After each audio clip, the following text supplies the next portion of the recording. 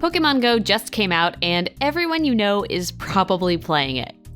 More than that, every website is writing about it, every news network is broadcasting about it, and everyone is posting pictures of cute Pokémon on social media. But how? And why? For the uninitiated, Pokémon Go is an augmented reality game made by Niantic. These are the same people who launched Ingress in 2012. Ingress is also an augmented reality game that uses Google Maps data. So in Ingress, real-life locations turn into portals that players can then claim and defend for their team. It's pretty complicated to play, but the idea clearly has a lot of longevity. In 2015, Ingress had 7 million players. The success of Ingress laid the groundwork for a collaboration between the Pokémon Company and Niantic. Pokémon Go uses the same framework as Ingress. It takes your real geographic location and turns it into a Pokémon dream world. The smallest landmarks, like that weird mural that you walk by every day, become important destinations in the app. And Pokémon are theoretically all around you. So let's go back to the beginning. Your Pokémon journey starts with downloading the app on iOS or Android. Right now it's out in the US, Australia, and New Zealand. The rest of the world will have to wait. Server overloads have delayed the game's launch in other locations. That is a testament to the game's massive popularity. You can either log in through Google or through a Pokémon Trainer Club account. As of a few days after the game's launch, though, servers for the Pokémon Trainer Club account have been down pretty much constantly.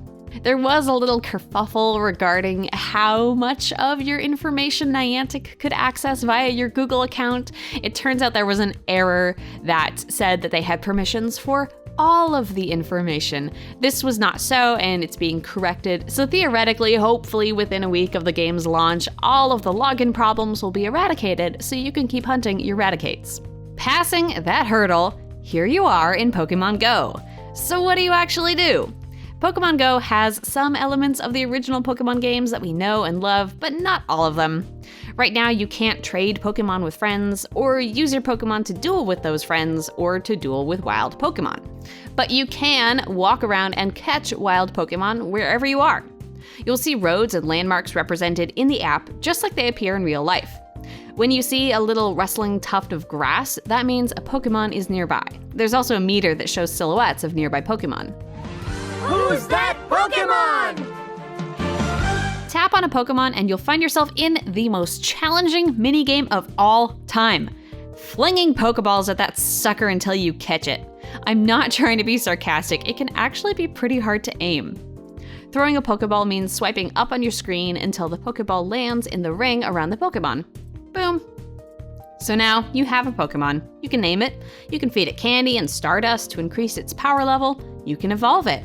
And just like in the original games, you can duke it out with other players at Pokémon gyms. You can find the nearest gym easily in the map. It's that huge tower that usually has a Pokémon on top, dominating the skyline. Each gym is claimed by a team which has the most wins at that location. You can't choose a team until you're level 5, so you can't fight at gyms until you're level 5 either.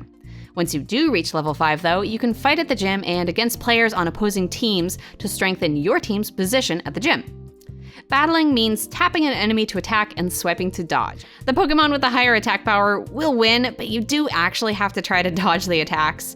If you let yourself get beaten up, you will lose that battle, even if your Pokemon is more powerful. You can make your Pokemon stronger using in-game items, like that candy I mentioned earlier. Candy and Stardust are items that you get from catching Pokemon. There's incentive to catch multiple of the same type of Pokemon because you'll get Stardust and candy for it, which is why I have 17,000 Zubats. Other items you can buy in the game with Pokecoins. Let's talk about microtransactions. You can buy Pokecoins for cold, hard cash, or get them from winning local gym battles. Spending Pokecoins will get you loads of items, like incense, which you can drop on yourself to attract more wild Pokemon to your location within a 30-minute period. Lures are almost the same thing, but they can be attached to Pokestops for the same effect. If you attach a lure to a Pokestop, you'll probably see everyone else come running your direction too. Pokestops with lures are indicated in the app with this pink swirling flower petal effect, so everyone knows the lure is there, everyone knows you're gonna get some sick Pokemon at that location. Pokestops are like gyms in that they're located at landmarks.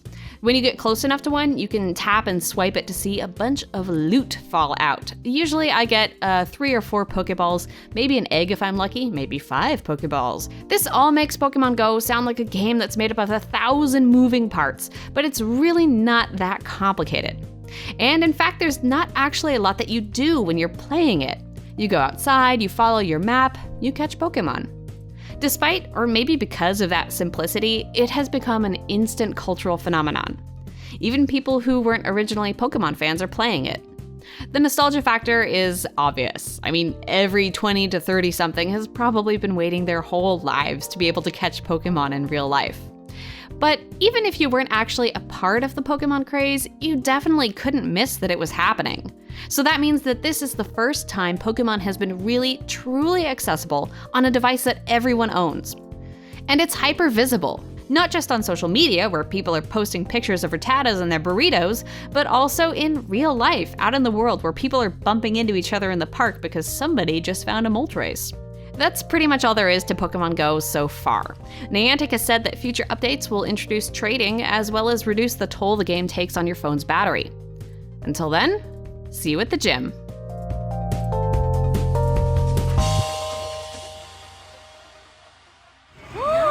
You son of a bitch. Wait, what?